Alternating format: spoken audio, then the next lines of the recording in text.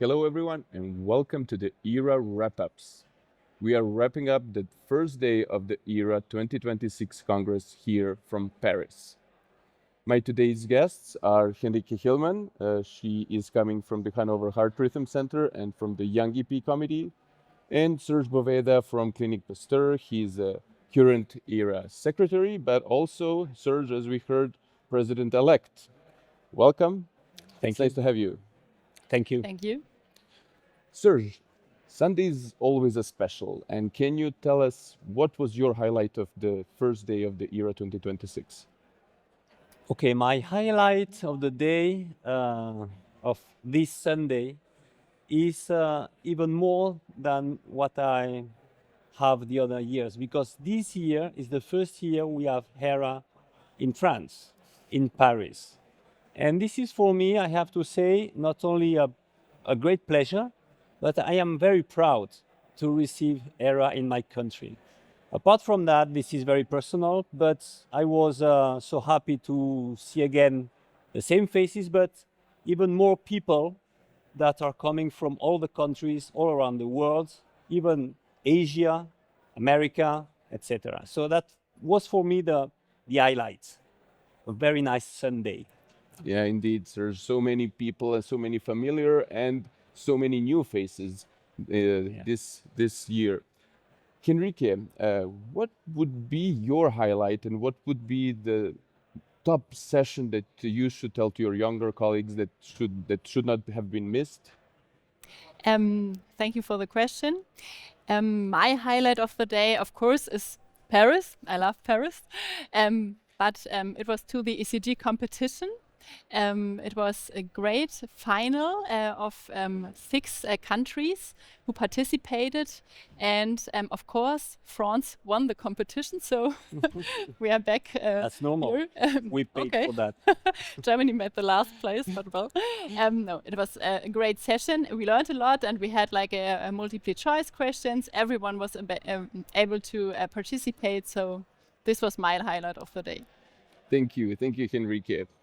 Indeed, the ECG competition always attracts a lot of attention from not only younger but also from senior colleagues. Serge, you co-direct the PFA summit yesterday. Can you tell us something more about it? Yeah, the PFA was outstanding. I have to say that all the presentation were amazing. In the morning, we were discussing about basics, science. I learned a lot, I have to say. And the afternoon was much more about real life PFA, if I may. And we had live cases, we had lab in box, we had also experience of amazing people, big QLs coming from everywhere.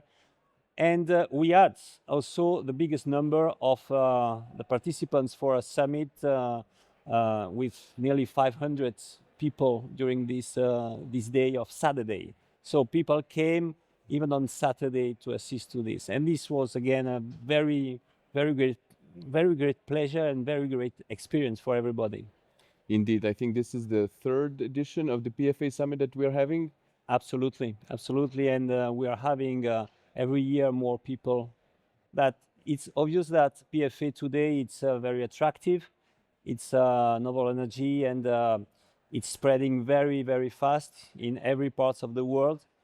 And the people, I think, not only needs but wants to improve knowledge about this. And I think that most probably we will continue to have another summit. We have to discuss, obviously, with the executive board, but I think that we will certainly do another one in the future. Definitely looking forward to it. But now that we are at the PFA, Henrike, what would you tell to younger colleagues? Is the PFA the standard, so you start learning immediately the PFA, or you should start learning from the beginning and from the RF and the cryo and also the PFA? What would you suggest to your colleagues? I think nowadays it's very important to learn PFA, and of course, because it's easy to get involved with PFA when your center has PFA, you start to do it. but I think it's very important to learn the other things too, to know everything. And what also is important to me as a young EP is to improve the PFA technique. And that's what I really like at this Congress, that there are a lot of PFA sessions, a lot of how-to sessions. You not only learn how to do it, but how to improve it and what are the new technologies behind it, because I think we really want to be good at it. Not only to do it, because we can do it, but to be really good at it. And today there was the presentation of the PFA scientific statement, and there were a lot of people were standing because there were no more seats, so it is important for all of us. Yeah. Indeed, yeah, I do think this statement sets a standard for adequate use for a PFA and adequate equipment. This is a very important point, if I may, and I really appreciate what you said. It's important also to have the input of the young EPs, the young generations, because education is at the heart also of EHRA objectives, and we have also to be very aware about that and improve in this direction. And I really appreciate your words about that. And we really appreciate that there are many how-to sessions at this Congress for us as young EPs. So Yeah. very well done. That's the goal. Yes. Henrique, you mentioned the PFA consensus document, but beside the PFA consensus document, we also had an amazing late-breaking clinical trial sessions. And as far as I know, the submissions doubled this year comparing to the previous editions.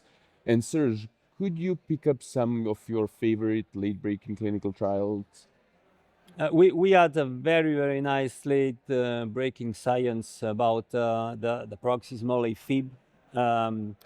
In this session, we had a sub-study from Ocean that was extremely interesting, looking at the patient that had AFib recurrences, especially.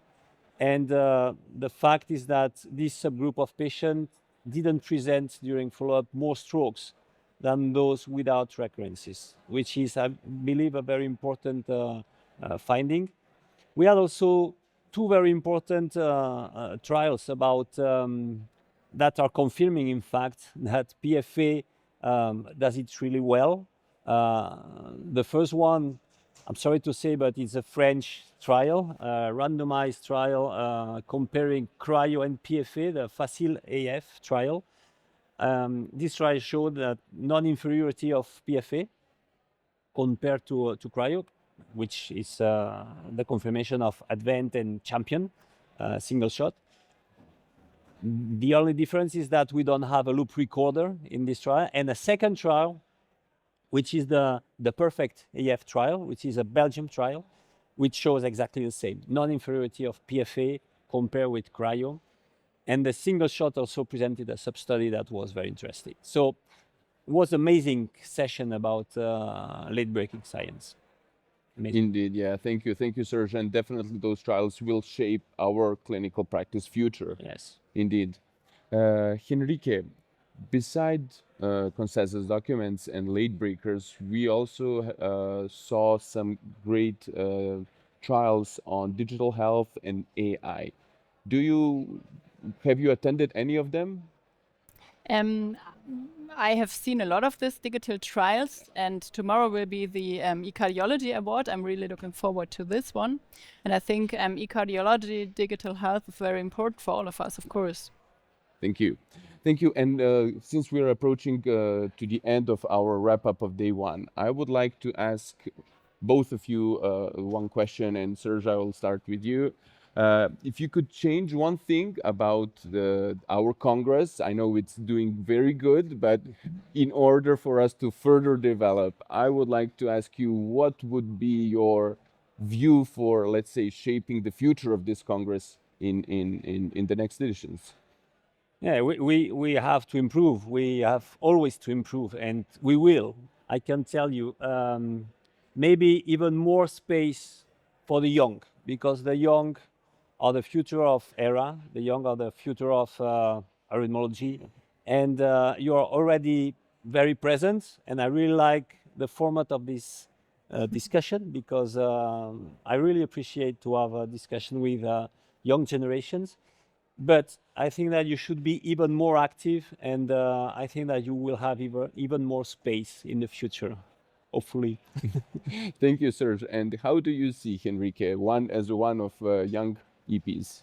And we really appreciate as young EPs to be more involved and more, and we got the feeling that this is the case. Yes. And what I would like to encourage not only the youngs but also the others is to get even more involved in the discussions, because I think we learn from discussions a lot, and they are very important for us. So I can just encourage everyone on day 2 and 3 to get more involved in the discussions. If I may, just very short on that, and that was something that yesterday made me very, very happy.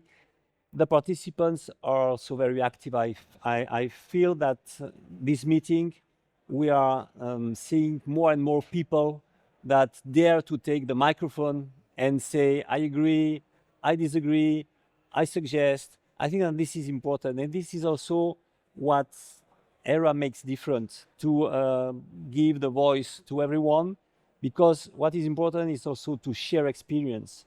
And yes, you're right. People should be even more active, and this is your meeting, so you have to say what you want to say, and this is very important. Exactly, yeah. There was the Ask the Trialist session also today, actually based on this discussion. So people got the chance to discuss with the big trialists about the specific trial. So it's really, as you said, Serge, everything is about discussion here at EHRA. So thank you, Serge. Thank you, Henrique, for joining us. And thank you all for joining the wrap-ups of the day 1 of the EHRA 2026 Congress.